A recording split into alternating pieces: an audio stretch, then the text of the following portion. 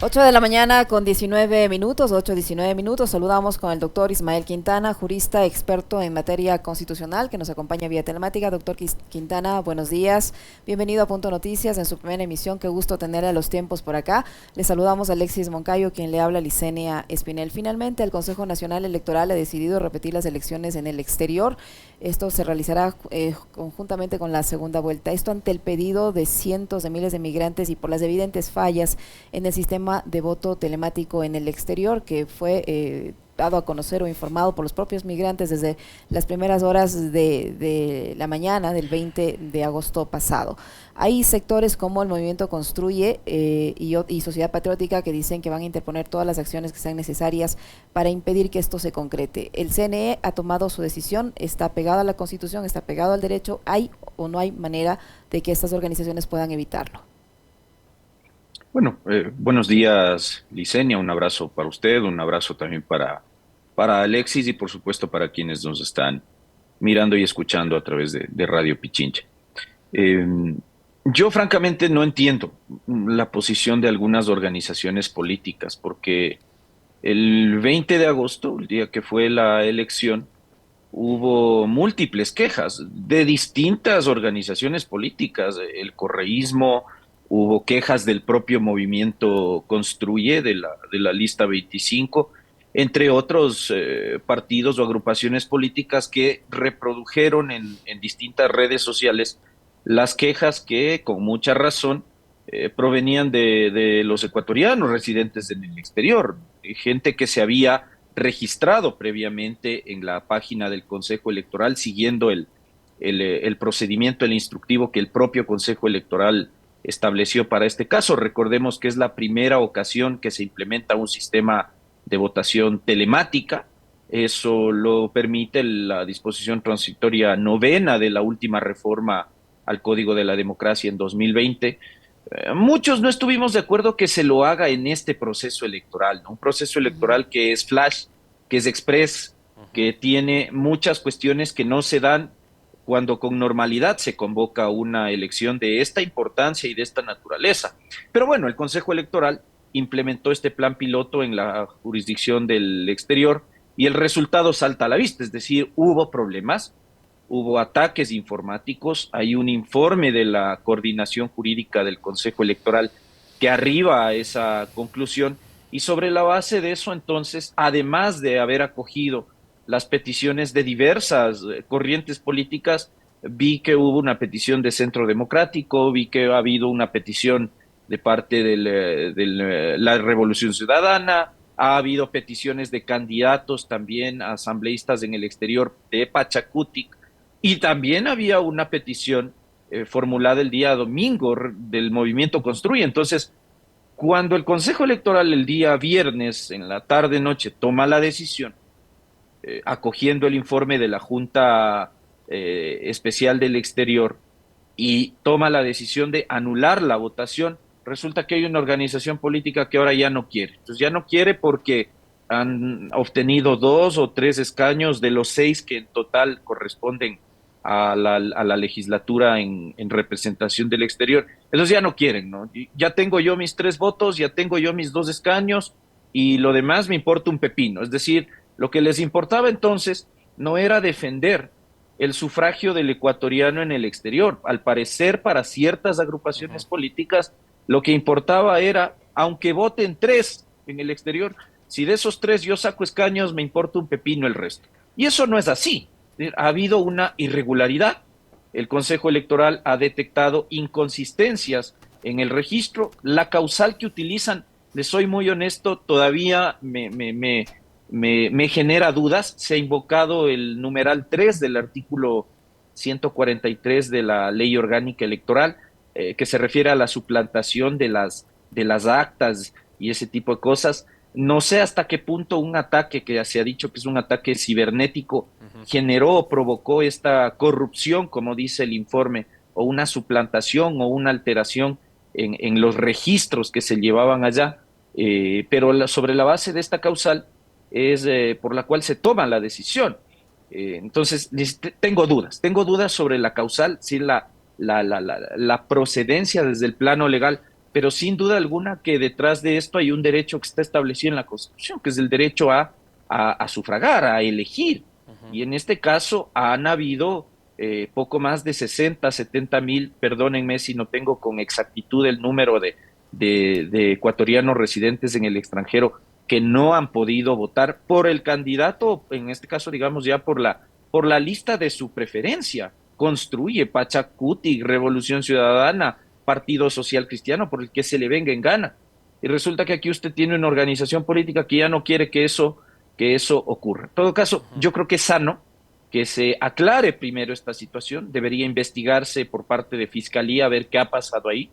Y desde el plano electoral, más allá de que me parece que la causal invocada es discutible, me parece que es adecuado que se vuelva a repetir la elección de asambleístas en circunscripción del extranjero sobre la base de denuncias que las propias organizaciones políticas han presentado.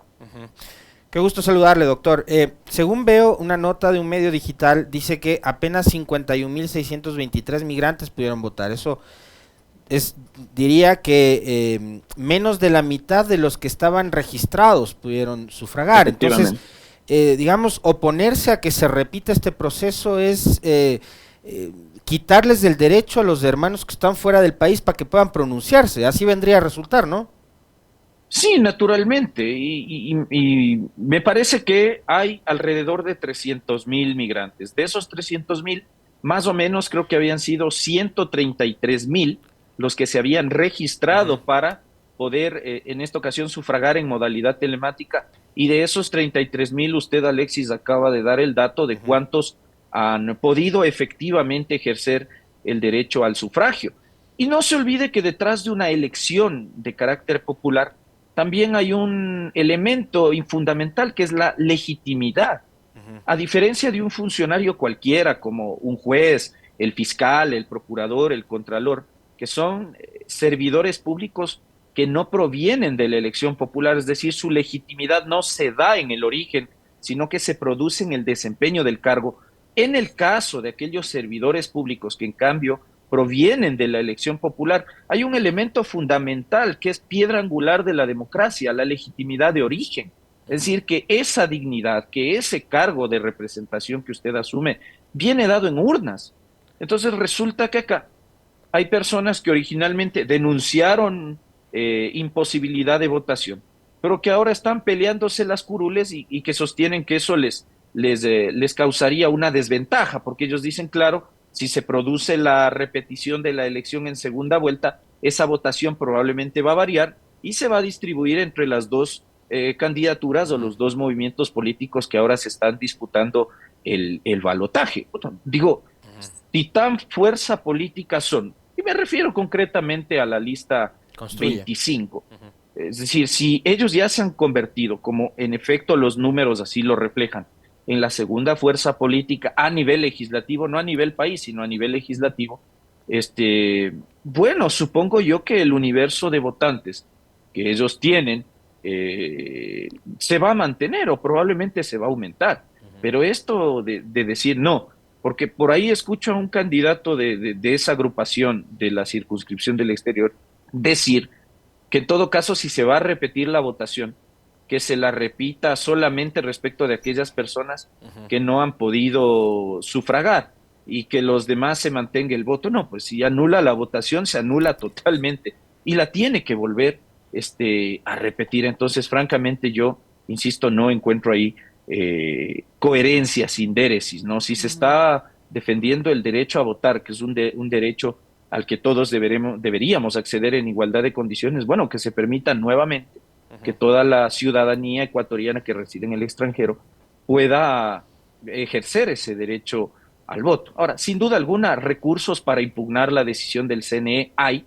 El artículo 269, número 7, plantea la posibilidad de interponer recurso subjetivo o contencioso electoral ante el tribunal contencioso cuando entre otras cosas, cuando se ha declarado la nulidad de una votación. Así que veremos también, en todo caso, qué resuelve en vía jurisdiccional el Tribunal Contencioso Electoral. Les insisto, mis queridos amigos, sí me parece al menos debatible la causal que ha invocado el CNE para declarar la nulidad de esa votación. Eso sí, sí me parece cuestionable desde lo jurídico.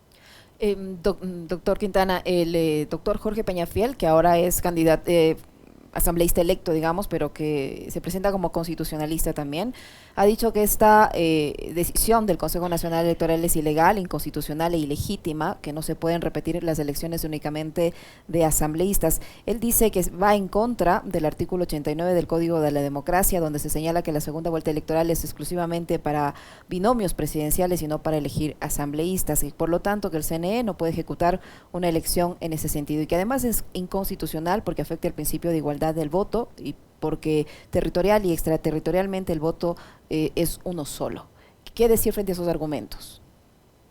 A ver, voy a empezar con lo segundo. Me parece francamente descabellado sostener que la nulidad de una votación viole la igualdad del voto. Si fuese así, no estuviese contemplada como una posibilidad en el artículo 143, bajo la modalidad de diversas causales del propio Código de la Democracia, porque en todo proceso electoral, a mí me encantaría que no sea así, pero pueden haber irregularidades, pueden haber inconsistencias, pueden estar las juntas receptoras del voto mal conformadas, las actas pueden estar no firmadas por presidente, secretario, miembros de junta.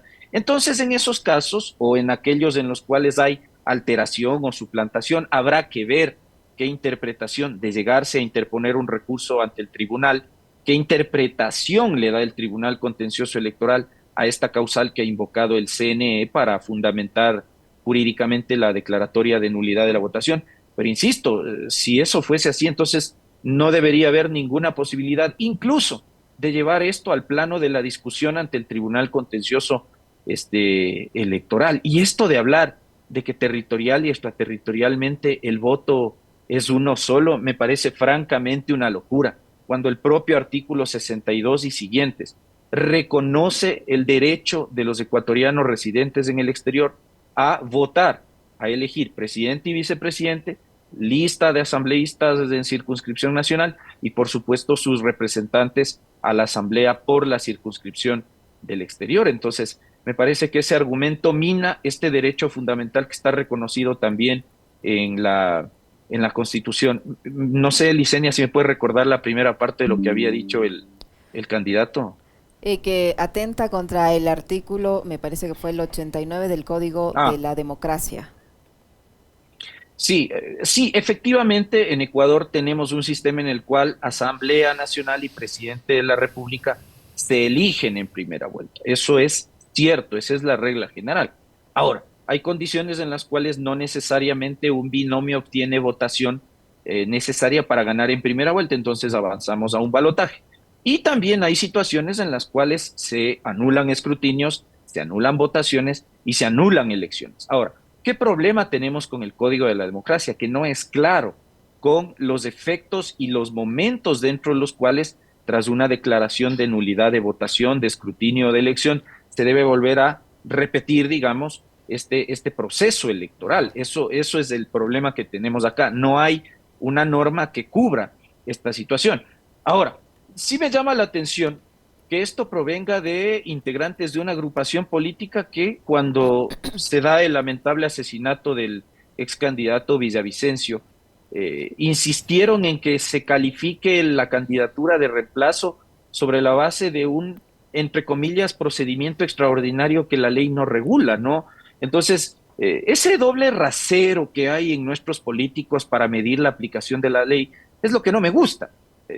Entonces, cuando se trataba de meter por la tranquera a la señora González Nader como candidata reemplazante de Villavicencio, cuando sabían que no podía porque su candidatura vicepresidencial era irrenunciable, ahí no pasaba nada, porque la ley prevé que esto es un tema extraordinario cuando la ley no hace esa distinción. O cuando reemplazan a Zurita y querían que por poco y menos el Consejo Electoral califique esa candidatura sin revisar requisitos, inhabilidades, prohibiciones, es decir, sin que esa precandidatura pase todo el proceso previo de revisión y calificación de candidaturas al que se someten todos los sujetos políticos.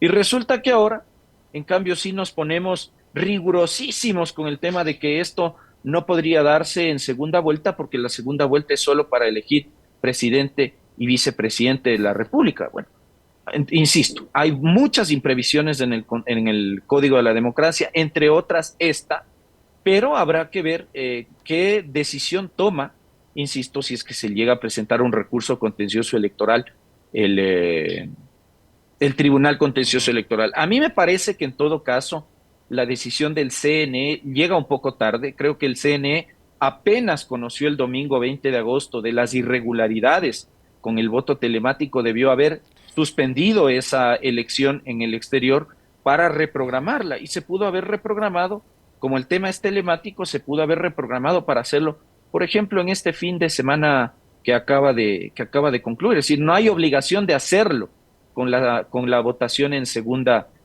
vuelta electoral, pero tampoco hay norma que impida hacerlo tras una declaración, por ejemplo, de nulidad de votaciones, de escrutinios o de elecciones. ¿Van Entonces, a poder hacer es un campaña tema de electoral? discusión. Quizás es una pregunta que nos surge ahorita, doctor. Sí, efectivamente. ¿Los candidatos de la Asamblea van a poder hacer campaña de aquí hasta el 12 de octubre?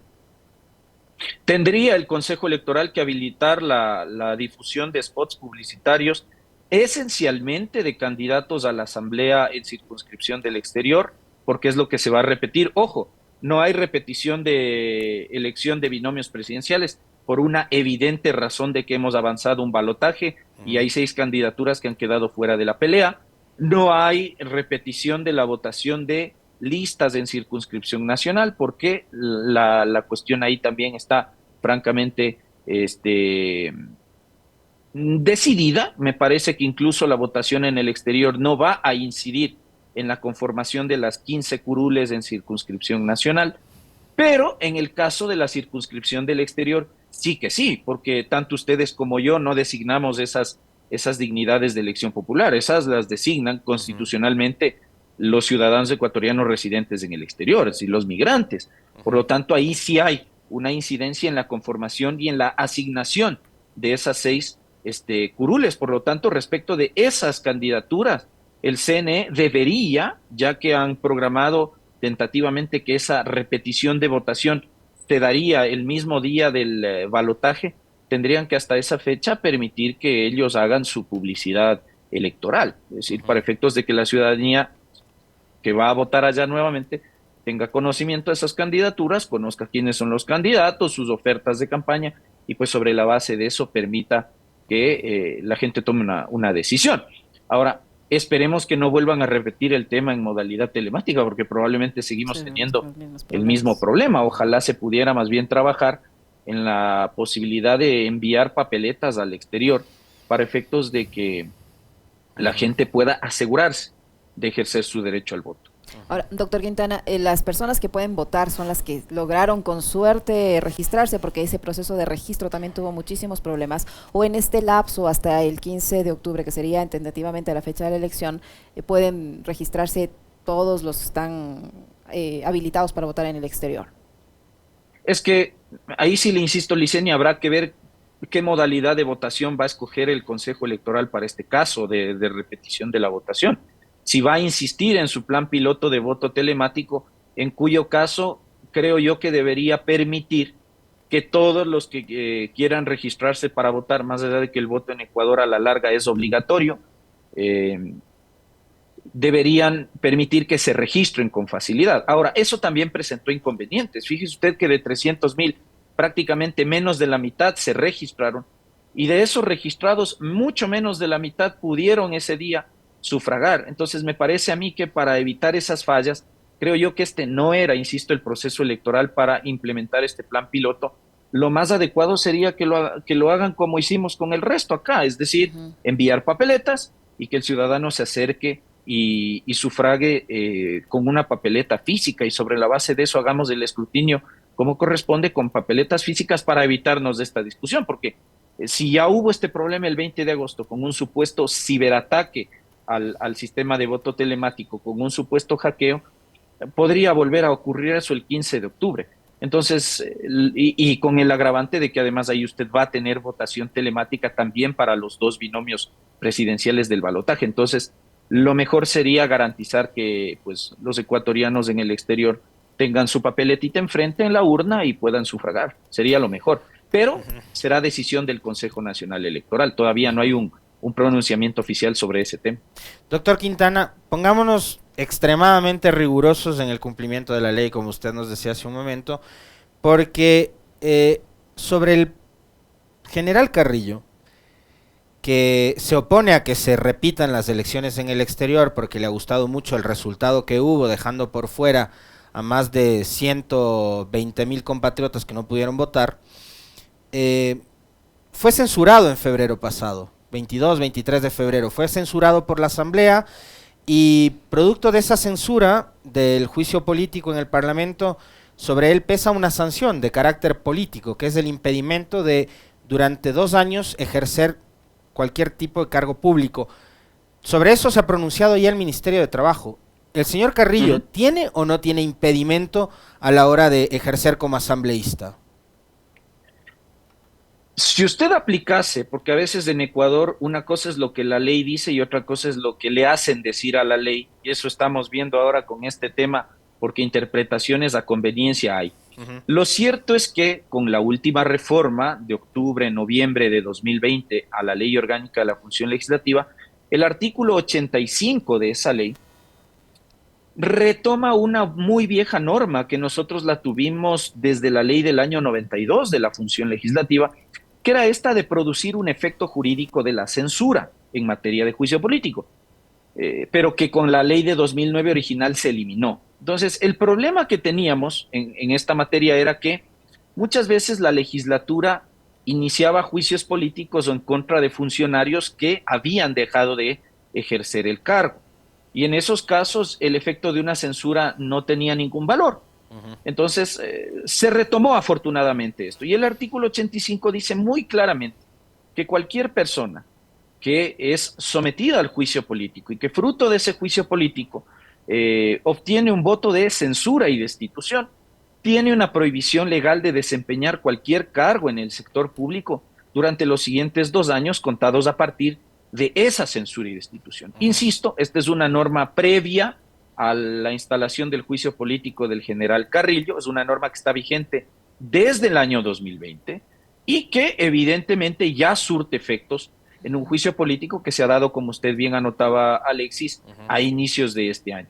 Por esa razón, el ministro de Trabajo ha registrado esa inhabilitación legal para efectos de que no se le permita, como debería ocurrir en derecho, acceder a las credenciales, ni mucho menos tomar posesión de un cargo respecto del cual él está impedido de acceder. Siempre se dijo eso. Es decir, cuando el Consejo Electoral calificó la precandidatura de Carrillo, se argumentó, muchos sostuvimos, que esa era una candidatura mentirosa, porque era una candidatura que de llegar a obtener votación favorable, no iba a poder acceder al cargo porque tiene un impedimento legal. Acá estamos empezando a inventarnos un montón de cosas, ¿no? Argumentos tendentes a decir, es que es un cargo de elección popular y no es un cargo de funcionario público. A esa gente que ahora interpreta la ley a conveniencia, habrá que recordarles que el artículo 229 de la Constitución eliminó esa distinción que sí la tuvimos con la Constitución del 98 entre dignatario de elección popular y funcionario público. Si usted abre el 229 de la Constitución, al día de hoy es servidor público o se entiende servidor público cualquier persona que bajo cualquier cargo, jerarquía, dignidad o naturaleza ejerza o preste sus funciones o preste servicios laborales para el Estado. Tan funcionario público es el prefecto, el alcalde, el conserje de una institución pública, el abogado institucional, el director financiero de una institución, el servidor de libre nombramiento y remoción, como el que tiene periodo o nombramiento fijo o contrato ocasional, como aquellos que en este caso prestan sus servicios para el Estado a través de una designación mediante el voto popular. Carrillo entonces aspira a ser servidor público. El problema es que él tiene un impedimento muy claro en el artículo 85 de la Ley Orgánica de la Función Legislativa. De tal manera que a mí me parece que esto es diáfano, no hay vueltas que darle, y lo que debería ocurrir acá es que el Consejo Electoral no le entregue a él las credenciales, sino a la candidata alterna a asambleísta nacional, que es quien jurídicamente debería asumir el cargo, ¿no? Me parece que acá estamos armando una polémica de un tema que francamente está muy claro en la ley, pero como a nuestros políticos les gusta la victimización. Así es. Dirán que acá hay una violación de derechos, presentarán las conocidas acciones de protección, medidas cautelares, recursos contencioso electorales, a sabiendas, porque el Movimiento 25 sabía que Patricio Carrillo, y verá que le está hablando a alguien que se opuso. Yo cuestioné el juicio político en contra de Patricio Carrillo. Yo no estuve de acuerdo con esa censura. Pero tal como no estuve de acuerdo con esa censura, no estoy de acuerdo con la viveza criolla de querer burlar la ley con un argumento que constitucionalmente no tiene ningún sustento, ¿no? Así es. Si no le gusta el 85 de la ley, lleve el caso a la Corte Constitucional a través de una demanda de inconstitucionalidad, impugne la norma, argumente por qué cree que esa norma es inconstitucional, porque eso es lo que ha dicho el general Carrillo, y espérese 5, 7 o hasta 10 años, que es lo que la Corte se demora en despacharle al común de los mortales una demanda de inconstitucionalidad. Pero mientras la ley esté vigente, pues me la tiene que respetar y me la tiene que cumplir, porque si no, entonces hablamos aquí de gente con privilegios y de gente como ustedes o como yo que no tiene ese privilegio de burlarse de la ley, y eso es algo que a mí francamente me molesta, no me gusta. Muy bien, muchísimas gracias, doctor Quintana. Muy amable, doctor. Qué gusto volver a conversar con usted, muy gentil. Un abrazo, mis queridos amigos, buen día y buena semana para todos. Lo propio para usted, doctor. El doctor Ismael Quintana, jurista, experto constitucional que ha estado con nosotros, 8:45 minutos.